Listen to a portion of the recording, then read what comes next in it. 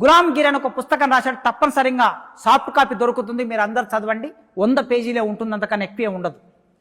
గులాంగిరి పుస్తకం పేరు. ఎవరికి ఎవరు గులాం చేస్తున్నారు, ఎవరికి ఎవరు బానిసలుగా ఉన్నారు ఈ దేశంలో?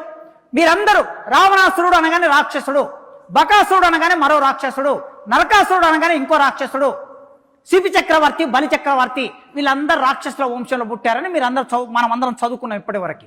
మీరు పూలే పుస్తకం చదివితే ఈ చరిత్ర అంతా వేరే చరిత్ర ఉంటుంది.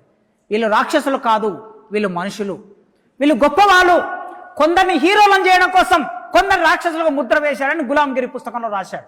అంటే చరిత్ర, ఒక చరిత్ర పైనుంచి చరిత్ర రాసుకుంటూ వస్తే ఈయన ఏం రాశాడు, ఏం చేశాడు? History from the below. చరిత్ర ఎవరిది అంటే ప్రజలది చరిత్ర, నిజమైన చరిత్ర.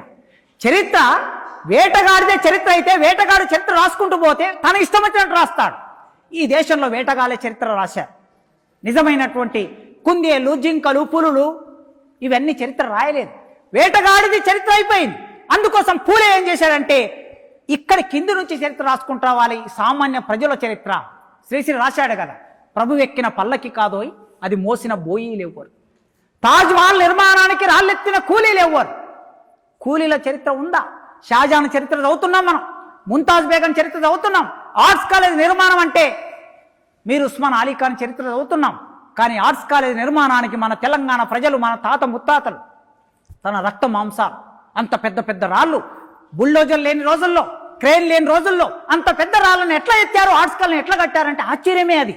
కానీ ఆ ప్రజల చరిత్ర లేదు, మేస్త్రీల చరిత్ర లేదు, కూలీల చరిత్ర లేదు.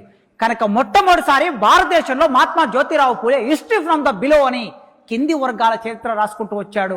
అదే గులాంగిరి. మీరు తప్పనిసరిగా పుస్తకాన్ని చదవండి.